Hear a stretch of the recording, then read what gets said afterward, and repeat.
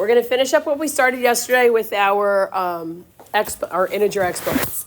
All right, when you come to a problem like 13, 14, 15, 16, these can look really overwhelming. So you need to take everything step by step.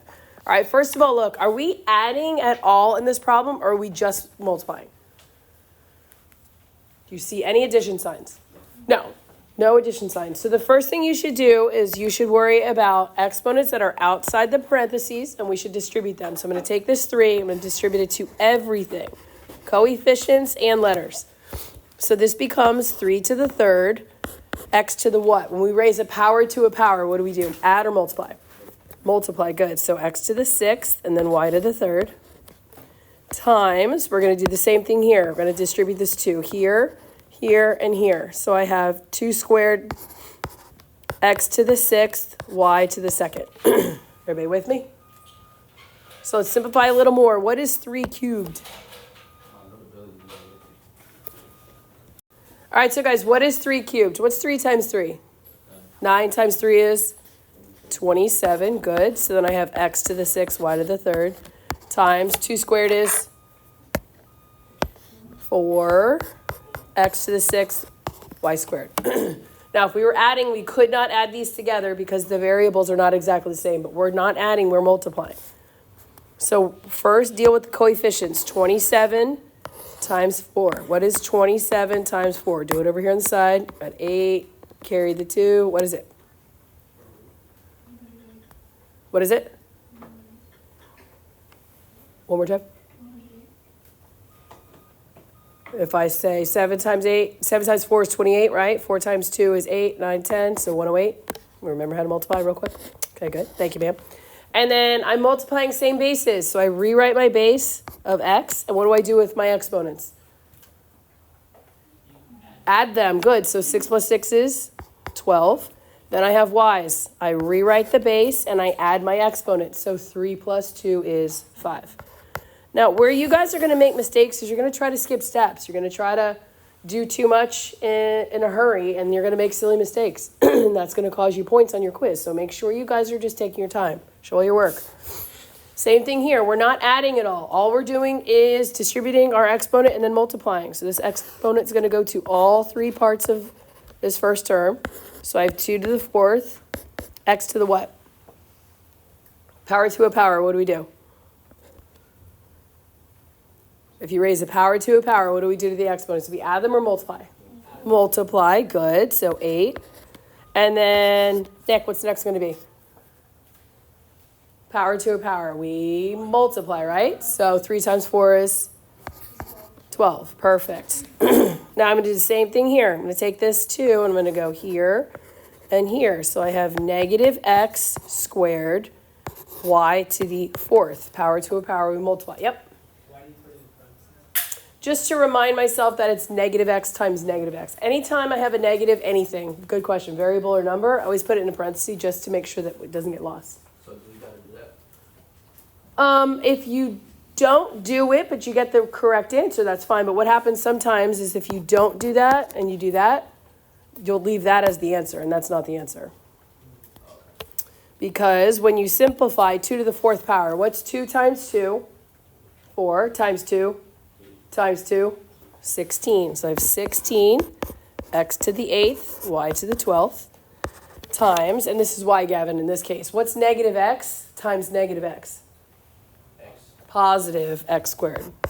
So that's why anything that has a negative sign with it, whether it's a number or a letter, I always put it in parentheses to remind myself, oh, I'm multiplying by a negative by itself. And that we could just simplify a little more. Coefficients first. What's 16 times 1? 16. Since we're multiplying same bases, we're going to add the exponent. So I rewrite my x, and I say 8 plus 2 is 10. Perfect. I rewrite my y, because I'm multiplying y's. 12 plus 4 is 16. Again, these problems can be as easy or as hard as you make them. If you try to do too much in one step, you're going to get yourself confused. So just take your time. All right, same kind of problem here. We're going to first distribute this 2 to everything. So you have 4 squared, a squared, b squared. And we're multiplying it by, do I have any thing to distribute? No, so I'm just going to rewrite it. 5a to the third, b squared. So deal with coefficients first. What is 4 squared? What's 4 times 4? 16. Okay, so now let's multiply 16 times 5. What's 16 times 5? Write it down. What is it? 80. Anybody? Over here, 16 times 5. See how it's 80? Okay, perfect. Now again, we're multiplying same basis, so we rewrite the base and add the exponents. 2 plus 3 is 5. Then I have my b's. We're multiplying bases, we add exponents, so 2 plus 2 is 4. Good job. You like re-explain that one again? Sure. From the beginning? Yeah. Sure. So we first distributed our 2. So the 2 went to the 4, to the A, and to the B. So 4 squared is 16. And then the second one, there was nothing to distribute, so I just rewrote it. And then I just combined. I took my 2 coefficients, I multiplied them together, so 16 times 5 is 80. And then I have 2 A's here, so I rewrote my base, and since the bases are the same, we're multiplying, I added the exponents, so 2 plus 3 is 5. And then I have B's that I'm multiplying, so I rewrote the B, and then added those exponents, 2 plus 2 is 4. Sure. All right, same thing here, guys. You only have one, it looks like one term. It's a coefficient and a variable inside, but you still have to do the same thing. That 2 goes to the 3 and to the A. So this becomes 3 squared A squared. This 2 goes to the negative 5 and to the A. So in this case, Gavin, look, I'm going to put this in parentheses because I have to remember I'm multiplying negative 5 by itself twice. And then I have A squared. So if we simplify this, what's 3 squared, guys? 9. Perfect. So I have 9A squared times, what's negative 5 times negative 5? Positive 25. Good. And then I have A squared. Now I'm going to multiply 9 times 25. Go off to the side. Say 25 times 9. 9 times 5 is 45, right? Carry the 4. 9 times 2 is 18. Plus 4 is 2. So look, 225. Now I have the same bases that I'm multiplying. So I rewrite the base of A. And what's 2 plus 2? 4. Perfect. Good job. These next 4, guys, look very simple, but they're very different kinds of questions. So I want to make sure that you guys understand the difference between these two, and I'm going to do a couple more examples just to show you. Do you see the difference in 17 and 18? The parentheses. What you need to understand is that in this question right here, the 4 is attached to the squared, not to the negative.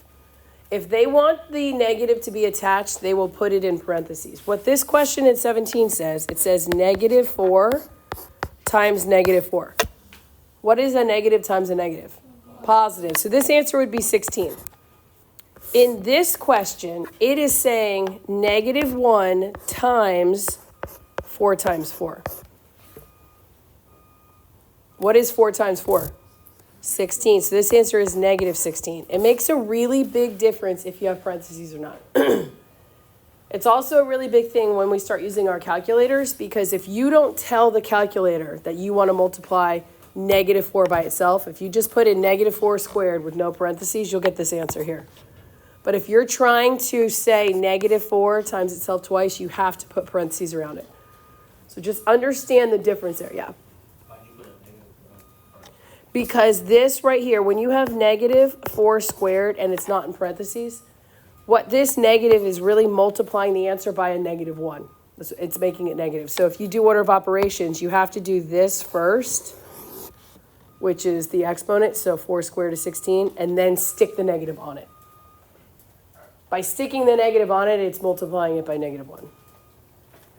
And it really, honestly, it only matters if it's an even exponent. Because like in this case, what is this one saying? It's saying negative 4 times negative 4 times negative 4. When you multiply a negative times a negative times a negative, you're still going to get a negative answer. This is going to be, what, negative 64? In this case here, This is telling you to do the exponent first and then stick a negative on it. So it looks like this, 4 times 4 times 4, which is 64, and you stick the negative on it. What matters, you got to really pay attention to, is the even exponents. Because when you multiply a negative number by itself an even amount of times, it's going to make it positive. So if you had something like 3x squared, we'll say it like this, hold on, put a negative there, and then you had negative 3x squared. Notice this is saying negative 3x times negative 3x, which would be what? Positive 9x squared. All this is saying is what squared? The x, not the 3. Doesn't stick with it. So you really have to pay attention to the parentheses. It's kind of hard to see. It's hard to decipher, but let's go ahead. Let's look at your homework. Hang on. All right, these 2 questions on your homework. Some of you did email me last night, ask me questions, and there were very good questions. If you have a problem like this, there's a lot going on in this problem. I totally get that. Whenever you have a bunch of parentheses and brackets and stuff like that, I always tell kids to work from, God bless you, the inside out. What I mean by that is you want to evaluate stuff on the inside of this parenthesis first. Deal with that raised to the 4th power at the end. So when I look at something like this, do you guys agree that we would evaluate power to a power first, right? That's an exponent. So you're going to leave xy squared times, what does that become? X to the what?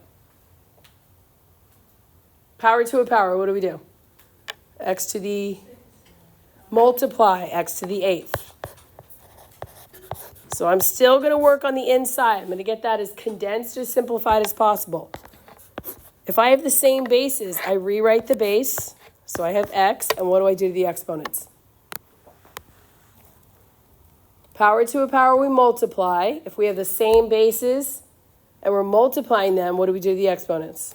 I have 8 and 1, God bless you, for a total of how many? 9. And then this is y squared. Now I deal with the raised to the 4th. I'm going to distribute this 4 here and here. So this becomes x to the what? What's 9 times 4? Guys, 9 times 4, come on. 36. And then I have y, what's 2 times 4? To the 8th. But you're not going to, you guys cannot look at that problem and just go, oh, I'm just going to figure it out in my head. You're never going to get the right answer. But you guys can do this. Every single one of you can do this. You just have to be a little disciplined, a little organized. Like this problem. Don't start distributing the 3. You have a parenthesis. Where should we work when we have parentheses? Every time you have a parenthesis, work from where? What'd I just tell you? The inside out. Perfect. So let's deal with the inside. Do you have any bases that are the same? And there's x's and y's, right? So let's deal with both of them. I have x. I have 2 x's. They're separate. I have x to the 4th and x to the 4th. If you have the same base, you rewrite the base, and what do you do to the exponents? If you have 4 of them over here, 4 of them over there, put them together, you have how many?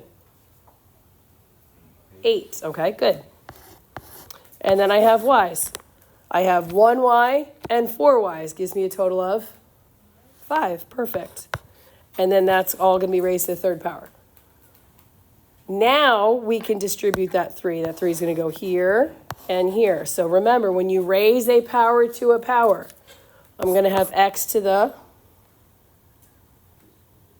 power to a power. We multiply or add? Multiply. What is 8 times 3? 24. And then I have y to the 15th. And then that's it. But always work when you have parenthesis problems from the inside out. Don't just give up. Don't just say it's too hard. You guys can do this. You just have to practice. All right, that's it.